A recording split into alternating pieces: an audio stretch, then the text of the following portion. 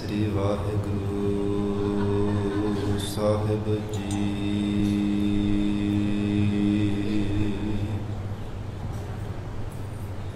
एक ओंकार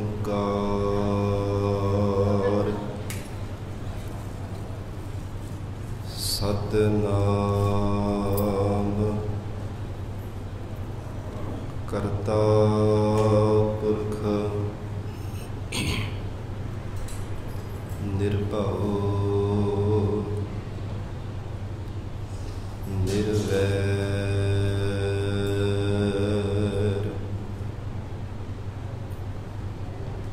अकाल मूरत अजूनी सैभं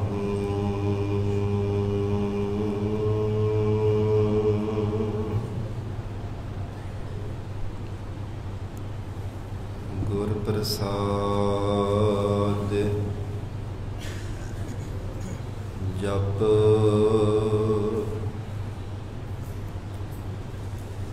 आदि सच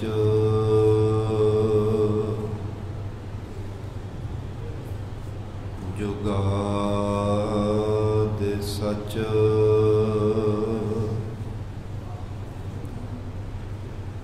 है भी सच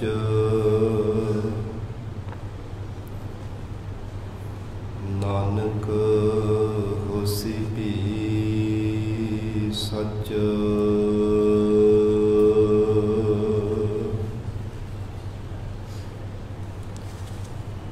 हे प्राणनाथ गोबिंद है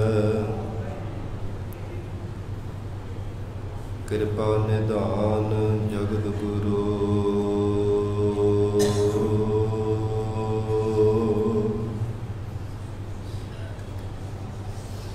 हे संसार ताप हरण है करुणामय सब दुख हरो।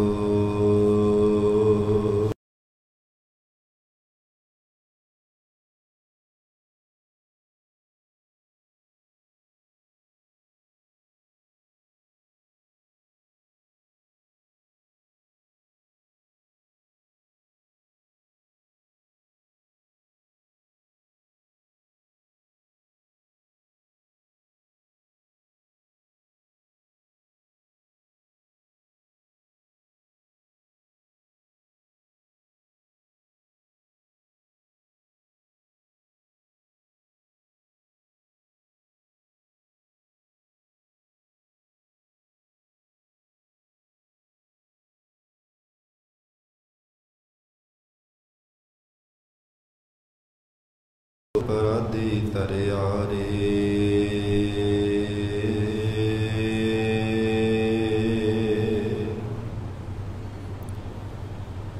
गुरु नानक जिन सुनिया पेखिया से फिर गर्भास ना परिया रे।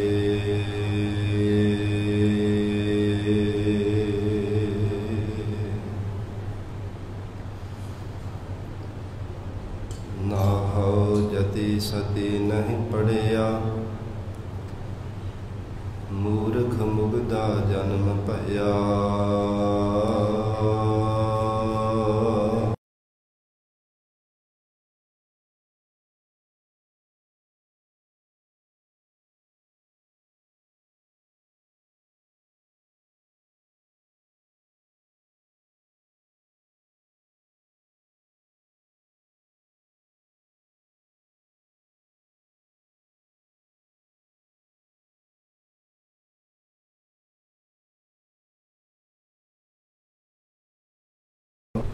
जिन तू नाहि बिसरिया ज्यों बोलावै त्यों बोलहि सुआमी। कुदरत कवन हमारी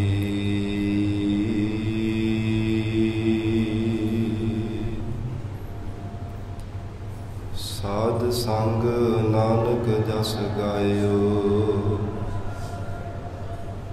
जो प्रभ की अत प्यारी,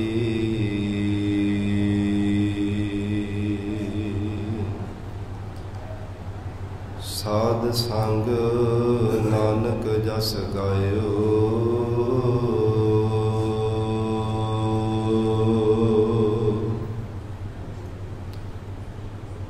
जो प्रभ की अत प्यारी,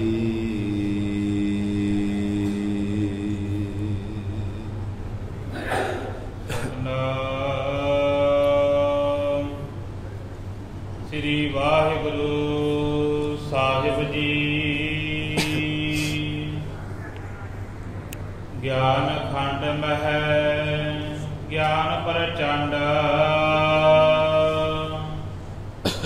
तिथै नाद विनोद ओढ़ आनंद। ज्ञान खंड मह ज्ञान प्रचंड, तिथै नाद विनोद ओढ़ आनंद। सर्म खंड की बाणी रूपा, तिथै घाड़त घड़ियै।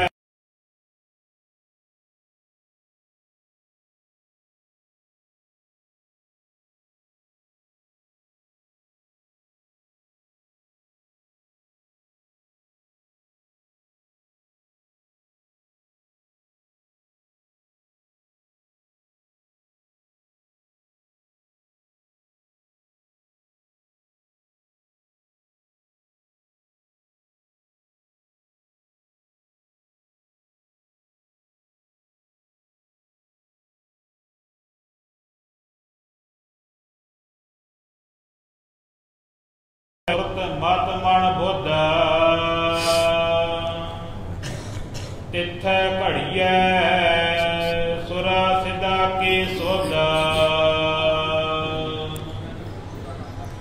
वाहिगुरु जी का खालसा, वाहिगुरु जी की फतेह। पतित पावन भगत वत्सल, अंतरजामी करुणा निधान, गुरु गरीब नवाज। कलयुग के तारणहारे शब्द गुरु साहिब सतगुरु धन धन श्री गुरु ग्रंथ साहिब महाराज सच्चे पातशाह जी दे पावन पवित्र हजूरी अंदर सज बैठे गुरु खालसा साध संगत जीओ। सतगुरु जी की महान बख्शिश का सदका ਅੰਮ੍ਰਿਤ ਵੇਲੇ ਤੋਂ ਮਹਾਰਾਜ ਸੱਚੇ ਪਾਤਸ਼ਾਹ ਜੀ ਦੀ ਪਾਵਨ ਹਜ਼ੂਰੀ ਅੰਦਰ ਦੀਵਾਨ ਸਜੇ ਸਨ।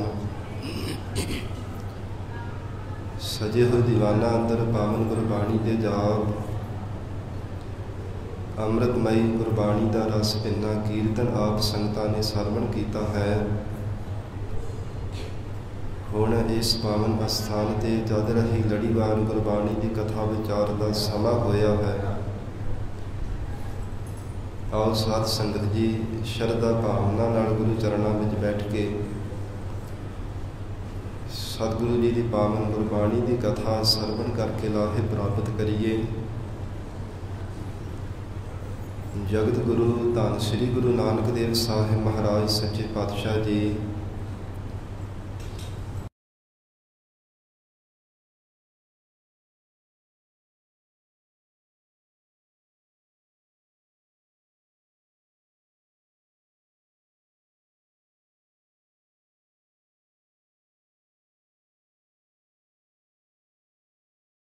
सिद्ध सवाल करते महाराज सच्चे पातशाह उन्होंने उपदेश बख्शिश करते हैं।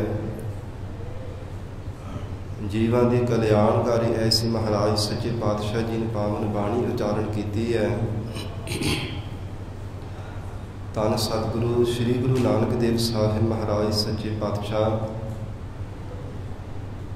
हजूर दे परथाए जो महाराज सच्चे पातशाह जी के वचन आते हैं। सब ते वड्डा सतगुरु नानक जिन कल राखी मेरी, जगत के अज्ञात लोगों ने भावें ਤਨਕ ਮਾਤਰ ਸ਼ਕਤੀਆਂ ਵਾਲੇ ਸਿੱਧਾਂ ਨੂੰ ਸਭ ਤੋਂ ਵੱਡੇ ਮੰਨ ਲਿਆ ਸੀਗਾ ਔਰ ਸੰਸਾਰ ਦੇ ਅੰਦਰ ਵਹਿਮਾਂ ਭਰਮਾਂ ਵਿੱਚ ਪੈ ਕੇ ਹੋਰ ਸੰਸਾਰ ਦੇ ਪਖੰਡਬਾਦ ਭੇਖਧਾਰੀਆਂ ਨੂੰ ਜਿਨ੍ਹਾਂ ਨੇ ਰੱਬ ਮੰਨ ਲਿਆ ਸੀਗਾ, ਗਰੀਬ ਨਵਾਜ ਮਹਾਰਾਜ ਸੱਚੇ ਪਾਤਸ਼ਾਹ ਜੀ ਨੇ ਐਸਾ ਜਗਤ ਅੰਦਰ ਸਰੂਪ ਪ੍ਰਗਟ ਕੀਤਾ, ਜਿਤਨਾ ਵੀ ਸੰਸਾਰ ਦੇ ਅੰਦਰ ਅਗਿਆਨ ਦਾ ਹਨੇਰਾ ਛਾਇਆ ਸੀ, ਮਹਾਰਾਜ ਸੱਚੇ ਪਾਤਸ਼ਾਹ ਜੀ ਨੇ ਦੂਰ ਕੀਤਾ ਹੈ। ਜਿਤਨੇ ਵੀ ਸੰਸਾਰ ਦੇ ਅੰਦਰ ਭੇਖਾਂ ਰੂਪ ਤਾਰੇ ਟਿਮਟਮਾਉਂਦੇ ਸਨ, ਧੰਨ ਗੁਰੂ ਨਾਨਕ ਦੇਵ ਸਾਹਿਬ ਮਹਾਰਾਜ ਸੱਚੇ ਪਾਤਸ਼ਾਹ ਜੀ ਨੇ ਐਸਾ ਗਿਆਨ ਦਾ ਪ੍ਰਕਾਸ਼ ਕੀਤਾ, ਸਭ ਦੂਰ ਕਰ ਦਿੱਤੇ ਹੈ। ਧੰਨ ਸਤਿਗੁਰੂ ਨਾਨਕ ਦੇਵ ਸਾਹਿਬ ਮਹਾਰਾਜ ਸੱਚੇ ਪਾਤਸ਼ਾਹ ਹਜ਼ੂਰ ਨੂੰ ਜਿਨ੍ਹਾਂ ਨੇ ਹਿਰਦੇ ਹੋ ਕੇ ਭਾਵਨਾ ਦੇ ਨਾਲ ਜਪਿਆ, ਤਿੰਨਾਂ ਨੇ ਨਿਸ਼ਚੈ ਕਰਕੇ ਜਾਣਿਆ ਕਿ ਮਹਾਰਾਜ ਸੱਚੇ ਪਾਤਸ਼ਾਹ ਆਪ ਜੀ ਦਾ ਸਰੂਪ ਸੰਸਾਰ ਦੇ ਸਭ ਦੇਵੀ ਸ਼ਕਤੀਆਂ ਨਾਲੋਂ ਵੱਡਾ ਹੈ। ਐਸੇ ਵੱਡੇ ਸਤਿਗੁਰੂ ਅਕਾਲ ਪੁਰਖ ਵਾਹਿਗੁਰੂ ਪਰਮੇਸ਼ਰ ਦੇ ਨਾਲ ਮਿਲਣ ਵਾਲੀ ਜੋ ਪਾਵਨ ਕਲਿਆਣਕਾਰੀ ਬਾਣੀ ਮਹਾਰਾਜ ਸੱਚੇ ਪਾਤਸ਼ਾਹ ਜੀ ਨੇ ਉਚਾਰਨ ਕੀਤੀ ਹੈ, ਤੇ ਇਸ ਪਵਿੱਤਰ ਬਾਣੀ ਦੇ ਵਿਚਾਰ ਨਾਲ ਜੁੜ ਕੇ ਲਾਹੇ ਪ੍ਰਾਪਤ ਕਰੀਏ। ਮਹਾਰਾਜ ਸੱਚੇ ਪਾਤਸ਼ਾਹ ਜਿਵੇਂ ਸਾਨੂੰ ਉਪਦੇਸ਼ ਬਖਸ਼ਿਸ਼ ਕਰ ਰਹੇ ਆ, ਭਾਵੇਂ ਸਿੱਧਾ ਪਵਿੱਤਰ ਸਾਹਿਬ ਮਹਾਰਾਜ ਸੱਚੇ ਪਾਤਸ਼ਾਹ ਜੀ ਨੇ ਉਚਾਰਨ ਕੀਤਾ, ਪਰ ਇਹ ਮਨ ਵਿੱਚ ਭਾਵਨਾ ਬਣਾ ਕੇ ਸਰਵਣ ਕਰਨਾ ਹੈ ਕਿ ਸਤਿਗੁਰੂ ਜੀ ਸਾਨੂੰ ਹੀ ਉਪਦੇਸ਼ ਬਖਸ਼ਿਸ਼ ਕਰ ਰਹੇ ਹੈ। ਕਈ ਵਾਰ ਭੁਲੇਖਾ ਹੁੰਦਾ ਕਿ ਕਿਹੜਾ ਸਾਡੇ ਪ੍ਰਤੀ ਉਚਾਰਨ ਕੀਤਾ, ਭਾਵੇਂ ਕਿਸੇ ਪ੍ਰਤੀ ਵੀ ਉਚਾਰਨ ਕੀਤਾ ਹੋਵੇ, ਉਥਾਨਕਾ ਕਿਸੇ ਵੀ ਪ੍ਰਤੀ ਭਾਵੇਂ ਆਮਦੀ ਹੋਵੇ, ਪਰ ਸਿੱਖ ਦੀ ਇਹ ਮਰਜ਼ਾਦਾ ਹੈ, ਸਿੱਖ ਦਾ ਫਰਜ਼ ਹੈ ਕਿ ਸਤਿਗੁਰੂ ਜੀ ਦੇ ਬਚਨਾਂ ਨੂੰ ਨਿਸ਼ਚੈ ਕਰਕੇ ਜੀਵਨ ਵਿੱਚ ਧਾਰਨ ਕਰਨਾ। ਜੋ ਅੱਜ ਦੀ ਮਹਾਰਾਜ ਸੱਚੇ ਪਾਤਸ਼ਾਹ ਅਵਸਥਾ ਕਥਨ ਕਰ ਰਹੇ ਹੈ ਨਾ, ਜਪਜੀ ਸਾਹਿਬ ਦੇ ਪਾਵਨ ਵਿਚਾਰ ਅੰਦਰ, ਉਹ ਸਿੱਖ ਦੀ ਅਵਸਥਾ ਮਹਾਰਾਜ ਸੱਚੇ ਪਾਤਸ਼ਾਹ ਜੀ ਨੇ ਕਥਨ ਕੀਤੀ ਹੈ। ਜਿਵੇਂ ਪਹਿਲਾਂ ਮਹਾਰਾਜ ਸੱਚੇ ਪਾਤਸ਼ਾਹ ਜੀ ਨੇ ਧਰਮ ਖੰਡੀਆਂ ਦੇ ਪ੍ਰਥਾਏ ਉਚਾਰਨ ਕੀਤਾ ਕਿ ਉਹ ਸਤਸੰਗੀ ਹੁੰਦੇ ਆ, ਫਿਰ ਗਿਆਨ ਖੰਡੀਆਂ ਦੀ ਅਵਸਥਾ ਮਹਾਰਾਜ ਸੱਚੇ ਪਾਤਸ਼ਾਹ ਜੀ ਨੇ ਕਥਨ ਕੀਤੀ ਕਿ ਜਦ ਹਿਰਦੇ ਵਿੱਚ ਗਿਆਨ ਦਾ ਪ੍ਰਕਾਸ਼ ਹੋ ਜਾਂਦਾ, ਤਦੋਂ ਫਿਰ ਇੱਕ ਤਰ੍ਹਾਂ ਦੀ ਪੌਣ ਪਾਣੀ ਬੈਸੰਤਰਨੀ ਹਰ ਪ੍ਰਕਾਰ ਦੀ ਤਮਾਮ ਤਰ੍ਹਾਂ ਦੀ ਪਰਮੇਸ਼ਰ ਦੇ ਪੈਦਾ ਕੀਤੇ ਹੋਏ ਸਭ ਨਜ਼ਰ ਆਉਣ ਲੱਗ ਪੈਂਦੇ ਆ। ਫਿਰ ਬ੍ਰਹਮਾ ਵਿਸ਼ਨੂੰ ਸ਼ਿਵ ਜੀ ਦੇਵੀ ਸ਼ਕਤੀਆਂ ਇੱਕ ਨਹੀਂ ਕਿਤਨੀਆਂ ਹੀ ਜੀਵ ਨੂੰ ਨਜ਼ਰ ਆਉਣ ਲੱਗ ਪੈਂਦੀ ਹੈ, ਜਦੋਂ ਹਿਰਦੇ ਅੰਦਰ ਗਿਆਨ ਦਾ ਪ੍ਰਕਾਸ਼ ਹੋ ਜਾਂਦਾ ਹੈ। ਉਹ ਗੁਰਮੁਖ ਦਾ ਜੀਵਨ ਅਜਿਹਾ ਹੋ ਜਾਂਦਾ ਹੈ ਕਿ ਉਹਦੇ ਮਤ ਨੂੰ ਕੋਈ ਚਲਾਈ ਮਾਰ ਨਹੀਂ ਕਰ ਸਕਦਾ, ਕਿਉਂਕਿ ਗੁਰਮਤ ਨੂੰ ਜੀਵਨ ਵਿੱਚ ਧਾਰਨ ਕੀਤਾ ਹੁੰਦਾ। ਜਿਵੇਂ ਸਤਿਗੁਰੂ ਜੀ ਦੇ ਬਚਨ ਆਉਂਦੇ ਆ, ਗੁਰਮਤ ਮਤ ਅਚਲ ਹੈ ਚਲਾਈ ਨਾ ਸਕੈ ਕੋਈ, ਕੋਈ ਚਲਾਈ ਮਾਰ ਨਹੀਂ ਸਕਦਾ। ਜੇ ਗੁਰਮੁਖ ਪਿਆਰਾ ਮਨ ਮਤ ਦਾ ਅਭਾਵ ਕਰਕੇ ਤੇ ਗੁਰਮਤ ਨੂੰ ਜੀਵਨ ਵਿੱਚ ਧਾਰਨ ਕਰਦਾ ਹੈ, ਐਸੀ ਅਵਸਥਾ ਵਾਲੇ ਗੁਰਮੁਖ ਪਿਆਰਿਆਂ ਦੇ ਜੀਵਨ ਨੂੰ ਵੀ ਕਦੇ ਕੋਈ ਡਾਵਾਂਡੋਲ ਨਹੀਂ ਕਰ ਸਕਦਾ। ਐਸੀ ਗਿਆਨ ਦੁਆਰਾ ਉਹਨਾਂ ਗੁਰਮੁਖਾਂ ਦੀ ਅਵਸਥਾ ਉੱਚੀ ਹੋ ਜਾਂਦੀ ਹੈ। ਭਾਵੇਂ ਕਾਲ ਰੂਪ ਹਨੇਰੀ ਵੀ ਵਗਦੀ ਰਹੇ, ਇਸ ਪ੍ਰਕਾਰ ਤ੍ਰਿਸ਼ਨਾ ਆਸਾ ਰੂਪੀ ਭਾਵੇਂ ਬੜੀ ਜ਼ੋਰ ਦੇ ਨਾਲ ਹਵਾ ਵੀ ਵਗਦੀ ਹੋਵੇ, ਭਾਵੇਂ ਵਿਕਾਰਾਂ ਰੂਪੀ ਹੜ੍ਹ ਦਾ ਪਾਣੀ ਵੀ ਆ ਜਾਵੇ, ਪਰ ਸਮੇਰ ਪਰਬਤ ਦੀ ਤਰ੍ਹਾਂ ਉਹਨਾਂ ਗੁਰਮੁਖਾਂ ਦਾ ਜੀਵਨ ਜਿਹੜਾ ਹੈ ਅਚਲ ਹੋ ਜਾਂਦਾ ਹੈ। ਜਿਵੇਂ ਸਮੇਰ ਪਰਬਤ ਨੂੰ ਹਵਾ ਹਿਲਾ ਨਹੀਂ ਸਕਦੀ, ਪਾਣੀ ਰੋੜ ਨਹੀਂ ਸਕਦਾ, ਤਿਵੇਂ ਉਹਨਾਂ ਗੁਰਮੁਖਾਂ ਦਾ ਜੀਵਨ ਹੋ ਜਾਂਦਾ ਹੈ। ਜਿਤਨੇ ਮਰਜ਼ੀ ਵਿਖਾਰਾ ਰੂਪੀ ਝੱਖੜ ਝੁੱਲਦੇ ਰਹਿਣ, ਪਰ ਉਹ ਗੁਰਮੁਖਾਂ ਦੀ ਅਵਸਥਾ ਅਜਿਹੀ ਬਣ ਜਾਂਦੀ ਹੈ ਕਿ ਤਨਕ ਮਾਤਰ ਜਿੰਨਾ ਵੀ ਉਹਨਾਂ ਦੇ ਜੀਵਨ 'ਤੇ ਕੋਈ ਅਸਰ ਨਹੀਂ ਪੈਂਦਾ ਜਗਤ ਦੇ ਵਿਕਾਰਾਂ ਦਾ। ਇਹ ਮਹਾਰਾਜ ਸੱਚੇ ਪਾਤਸ਼ਾਹ ਜੀ ਨੇ ਗਿਆਨ ਖੰਡੀਆਂ ਦੇ ਪ੍ਰਥਾਏ ਉਚਾਰਨ ਕੀਤਾ ਸੀਗਾ। ਫਿਰ ਨਾਲ ਇਹ ਉਪਦੇਸ਼ ਬਖਸ਼ਿਸ਼ ਕੀਤਾ ਸੀ ਕਿ ਜੋ ਕੁਝ ਜਗਤ ਅੰਦਰ ਹੈ ਇਹ ਸਭ ਕੁਝ ਕਲਪਿਤ ਕੀਤਾ ਹੋਇਆ ਹੈ। ਜੋ ਕੁਝ ਵੀ ਨਜ਼ਰ ਆ ਰਿਹਾ ਹੈ ਵਾਸਤਵ ਦੇ ਵਿੱਚ ਜੋ ਕੁਝ ਵੀ ਸੰਸਾਰ ਦੇ ਅੰਦਰ ਲੀਲਾ ਹੋ ਰਹੀ ਹੈ ਸਭ ਪਰਮੇਸ਼ਰ ਆਪ ਹੀ ਕਰਦੇ ਪਏ ਹੋ। कहूँ बेन के बजैया, कहूँ धेन के चरैया, कहूँ लाखन लवैया, कहूँ सुंदर कुमार हो। दशमेश पिता महाराज सच्चे पातशाह जी ने वचन उचारे है, हे परमात्मा जगत के अज्ञात जीव जानते हैं कि संसार के अंदर कोई किसी प्रकार की लीला कर रहा है, कोई किसी प्रकार की, पर महाराज जिन्हों के हृदय अंदर आप जी ने ज्ञान का प्रकाश कर दिता है उन्होंने केवल ब्रह्म का स्वरूप ही नज़र आता है, प्रकाश तो बिना उन्होंने कुछ नज़र आता ही नहीं है। ऐसी महाराज सच्चे पातशाह जी ने ज्ञान खंडिया की अवस्था कथन की सी और अगली पौड़ी के अंदर महाराज सच्चे पातशाह पंजवीं भूमिका विच साध संगत जी जो गुरसिख की महाराज सच्चे पातशाह अवस्था कथन कर रहे हैं, जिहड़ी ज्ञान खंडी अवस्था वो सेवक की अवस्था महाराज सच्चे पातशाह जी ने कथन की सी। हुण अगे सिख की महाराज जी अवस्था कथन करते हैं, जिसनों ये आसन संगत भूमिका आखिया जाता है। जिवें पिछे असीं विचारते आ रहे हैं, शुभ इच्छा शुभ विचारना, फिर इस प्रकार तनु मानसा और साध संगत जी सत्वा पत, ये पिछे से विचारां करते आ रहे हैं। जितनियां भी महाराज सच्चे पातशाह भूमिका कथन करते सन, इवें ही आसन संगत महाराज सच्चे पातशाह भूमिका कथन कर लगे जो पंजवीं भूमिका है, फिर छेवीं, फिर ये अगे सतवीं जिहड़ी तुरिया पद की भूमिका है। सतगुरु जी ने जिवें सचखंडी की अवस्था गरीबनवाज सतगुरु जी ने कथन करनी है, तेवें तेवें अगे महाराज सच्चे पातशाह जी की पावन बाणी की विचार आवेगी।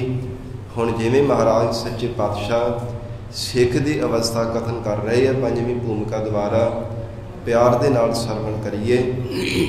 गरीबनवाज महाराज सच्चे पातशाह जी नूं सीस झुकावो, मन एकाग्र करने की उच्चारण करो जी। सरबत संगत असीस बख्शिश करो जी। करो रसना पवित्र। सतनाम श्री वाहेगुरु साहिब जी। सतनाम श्री वाहेगुरु साहिब जी। सतनाम श्री वाहेगुरु साहिब जी। ज्ञान खंड है ज्ञान प्रचंड। जगत गुरु नानक देव साहिब महाराज सच्चे पातशाह जपजी साहिब की 36वीं पौड़ी की प्रारंभता में फरमाते हैं। ये पहली जो दो पंक्तियां सतगुरां ने उच्चारण कीतियां भी ज्ञान खंडिया के परथाए हैं। ये पिछले जो 35वीं पौड़ी उच्चारण की उन्होंने नाल इन्हां दो पंक्तियां के अर्थ मिलते हैं। जो ज्ञान खंडी की अवस्था महाराज सच्चे पातशाह जी ने कथन की है। ज्ञान खंड मह ज्ञान प्रचंड तिथै नाद विनोद कोट आनंद। ये जो दो पंक्तियां हैं इन्हां विच महाराज सच्चे पातशाह जी ने ज्ञान खंडियां की अवस्था को कथन किया है। फिर अगे सरम खंड जो सतगुरु जी ने उच्चारण करना है। महाराज सच्चे पातशाह हजूर बख्शिश करते हैं ज्ञान खंड मह ज्ञान प्रचंड।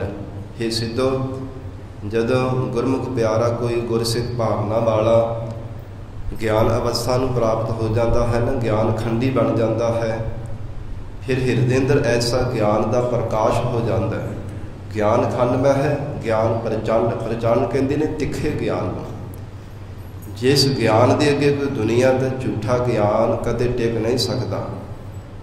भावें जितने मर्जी संसार के अंदर कोई भेख धारण करके जगत के मिथे हुए ज्ञान को कथन करने का यत्न भी करता रहे, पर उन्होंने गुरमुखों की अवस्था कदाचित भी कोई डुलाईमान नहीं कर सकता जिन्हों के हृदय अंदर सतगुरु जी की बख्शिश द्वारा परमेश्वर का प्रचंड ज्ञान प्राप्त हो जाता है।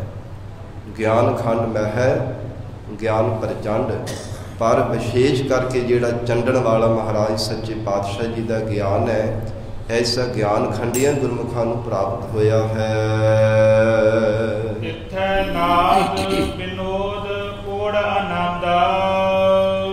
ਸ਼ਹੀਦਾਂ ਨੇ ਫੇਰ ਬੇਨਤੀ ਕੀਤੀ ਮਹਾਰਾਜ ਸੱਚੇ ਪਾਤਸ਼ਾਹ ਜੀ ਨੂੰ, ਹੇ ਸੱਚੇ ਪਾਤਸ਼ਾਹ ਮਹਾਰਾਜ, ਜਦੋਂ ਐਸਾ ਗਿਆਨ ਖੰਡ ਪ੍ਰਾਪਤ ਹੁੰਦਾ ਉੱਥੇ ਆਨੰਦ ਕਿਹੋ ਜਿਹਾ ਮਿਲਦਾ ਹੈ? ਮਹਾਰਾਜ ਸੱਚੇ ਪਾਤਸ਼ਾਹ ਕਥਨ ਕਰਕੇ ਦੱਸੋ। ਤੇ ਸਤਿਗੁਰੂ ਜੀ ਕਹਿੰਦੇ ਤਿੱਥੈ ਨਾਦ ਵਿਨੋਦ ਕੋਟ ਆਨੰਦ। ਨਾਦ ਕਹਿੰਦੇ ਨੇ ਸਾਧ ਸੰਗਤ ਜੀ ਆਵਾਜ਼ ਨੂੰ। ਉਹ ਜੋ ਕੁਝ ਵੀ ਸੁਣਦੇ ਆ ਨਾ, ਪਰਮੇਸ਼ਰ ਦਾ ਨਾਮ ਹੀ ਧੁਨੀ ਸੁਣਦੇ ਆ। ਜੇਤਾ ਸੁਣਨਾ ਤੇਤਾ ਨਾਮ, ਜੇਤਾ ਵੇਖਣ ਤੇਤਾ ਧਿਆਨ। ਪਰਮੇਸ਼ਰ ਦੇ ਨਾਮ ਦੀ ਧੁਨੀ ਦਾ ਹੀ ਉਹ ਧਿਆਨ ਧਾਰਨ ਕਰਦੇ ਆ, ਵਾਹਿਗੁਰੂ ਜੀ ਦੇ ਸਰੂਪ ਦਾ ਹੀ, ਕਿ ਸਭ ਗੋਬਿੰਦ ਹੈ, ਸਭ ਗੋਬਿੰਦ ਹੈ, ਗੋਬਿੰਦ ਬਿਨ ਨਹੀਂ ਕੋਈ।